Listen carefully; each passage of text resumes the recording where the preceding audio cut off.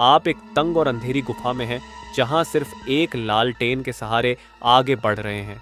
फिर अचानक लालटेन आपके हाथ से छूटकर गिर जाती है और टूट जाती है और आप घने अंधेरे में अकेले होते हैं। यही हाल फ्लॉयड कॉलिंस का था जब वह गुफा में 60 फीट अंदर था और हर कदम पर उसकी हालत और भी भयानक हो रही थी। अंधेरे गुफा में रेंगते हुए फ्लॉयड का पैर एक ढीले पत्थर से टकराता है जो 15 किलो का था और उसके पैर पर गिर जाता है। वह पत्थर को हटाने की कोशिश करता है, लेकिन कम जगह के कारण पत्थर उसके पैरों पर दब जाता है। अब उसकी बॉडी पत्थर के नीचे दब जाती है। वो जब भी हिलने की कोशिश करता तो छोटे छोटे पत्थर उसके ऊपर गिरने लगते हैं, जिससे उसकी हालत और भी भयानक हो जाती है। ये नुकीले पत्थर उसके बॉडी को कड़ रहे थे और वो चिल्लाता। अब उसको बाहर निकलने के लिए चिल्लाने के अलावा कोई ऑप्शन नहीं था। फ्लॉयड की यह दिल दहला देने वाली घटना हर मोड़ पर आपके रोंगटे खड़े कर देगी। जानने के लिए वीडियो अंत तक देखें। और फिर यहाँ से स्टार्ट होती है फ्लॉयड कॉलिंस सर्वाइवल जर्नी।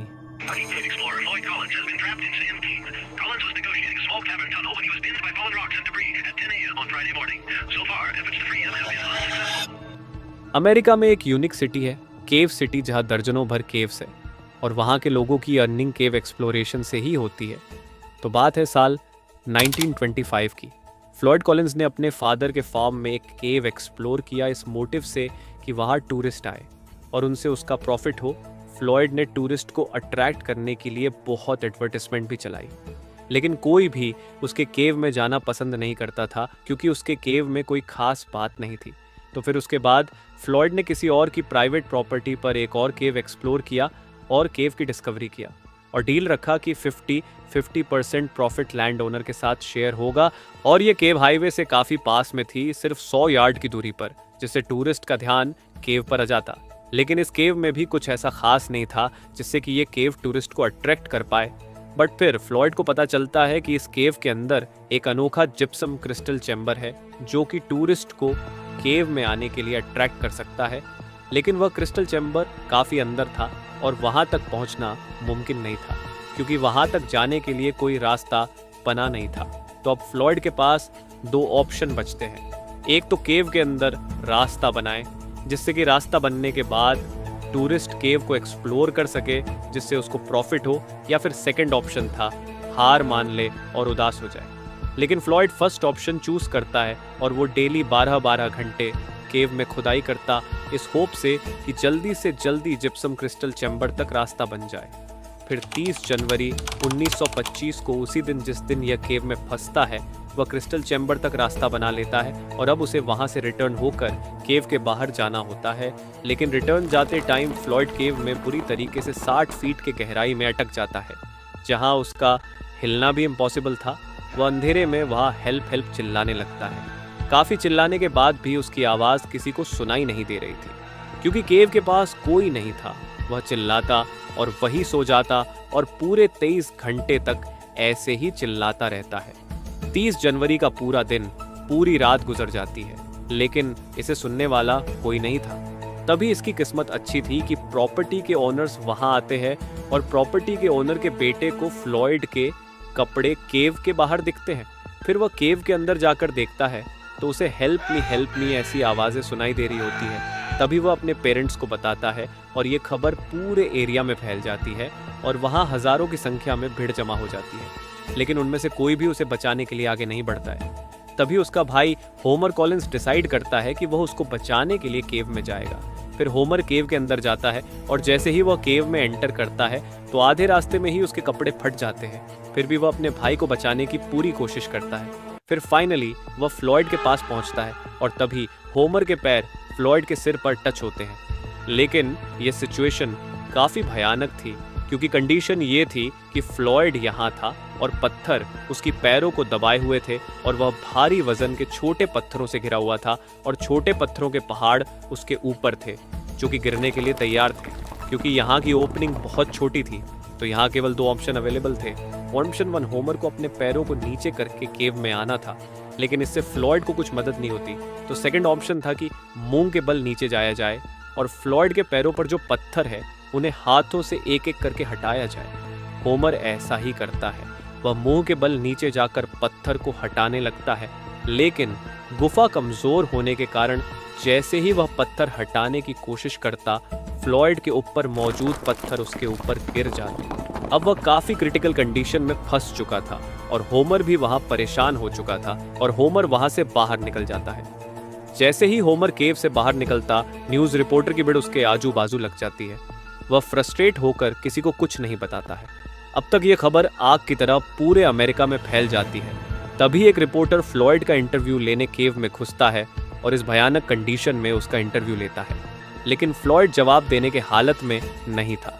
फिर रिपोर्टर भी वहां से रिटर्न आ जाता है और रिपोर्टर फ्लॉयड की खबर न्यूज़पेपर में फुल डिटेल में छापता है और इसकी खबर नेशन वाइड स्टोरी बन जाती है। स्टोरी की अपडेट हजारों न्यूज़पेपर और रेडियो के थ्रू लोग घंटों घंटों तक इसकी अपडेट ले रहे थे। इसकी कहानी अमेरिका में फैलती ही जा रही थी और सबकी जबान पर एक ही सवाल था कि फ्लॉयड कॉलिंस कब बाहर निकलेगा। कुछ घंटे ऐसे ही बीत जाते हैं, फ्लॉयड का चिल्लाना चालू ही रहता है। तभी रॉबर्ट बर्डन एक एक्सपीरियंस केवर आइडिया देता है कि फ्लॉयड की बॉडी को रस्सी से बांधते हैं और खींचते हैं। उसके बाद रिपोर्टर, होमर और रॉबर्ट बर्डन उसके बॉडी को रस्सी से बांधते हैं और तीनों रस्सी को खींचते हैं। तभी फ्लॉयड जोर से चिल्लाता है, स्टॉप स्टॉप। अगर वह तीनों रस्सी से फ्लॉयड को खींचना बंद नहीं करते तो फ्लॉयड की बॉडी 2 टुकड़ों में टूट जाती, क्योंकि फ्लॉयड अटका था कुछ इस तरीके से और रस्सी उसे खींच रही थी। इस तरह से इस वजह से उसकी बॉडी सीलिंग को टच हो रही थी और वो वहां से निकल नहीं पा रहा था। उल्टा इस टेक्निक से उसकी जान जा सकती थी। अब तक पूरे 100 घंटे बीत चुके थे फ्लॉयड को केव में फंसे हुए और अब वह तीनों भी केव से बाहर निकलते हैं। फिर दोबारा रिपोर्टर फ्लॉयड के पास जाता है और कहता है, बाहर हजारों लोग तुम्हारे बारे में जान चुके हैं और सभी तुम्हारे लिए दुआ कर रहे हैं। अगर तुम्हें कुछ कहना है तो तुम कह दो फ्लॉयड था 100 घंटों से फंसा होता है। और वो न्यूज़पेपर के हेल्प से कहता है, मुझे विश्वास है कि मैं स्वर्ग में जाऊंगा। मुझे एहसास हो रहा है कि मुझे मेरे दोनों पैरों के साथ जिंदा बाहर निकाला जाएगा। मैं सोचता रहा कि अगर मेरे ऊपर का पत्थर गिर जाए तो क्या होगा। मैं अपने दिमाग को किसी और चीज़ में लगाने की कोशिश करता रहा हूँ। मैं उन लोगों की मदद के लिए बहुत कुछ नहीं कर सका जो मेरी मदद के लिए आए, लेकिन मुझे पता है कि बहुत से लोग अपनी पूरी ताकत लगाने को तैयार हैं और इससे मुझे हिम्मत मिलती है। मंगलवार सुबह मैंने सोचा कि यहाँ 4 दिन हो गए हैं और मैं अभी भी पहले दिन जैसा ही फंसा हूँ। ये कैसे ख़त्म होगा? क्या मैं बाहर आ सकूँगा? मैं इसके बारे में सोच नहीं सकता। मैंने पहले मौत का सामना किया है, इससे अब मुझे डर नहीं लगता है। फ्लॉयड की ये बातें पूरे देश में फैल चुकी थी और लोग इसी के बारे में बात कर रहे थे। केव के बाहर ये हादसा इतना ज़्यादा रोमांचक हो जाता है कि इस केव के आसपास के पूरे होटल्स बुक हो गए थे। रेस्टोरेंट में खाना कम पड़ रहा था, यहाँ तक कि केव के आसपास के घरों में लोग $10 देकर वही सो रहे थे।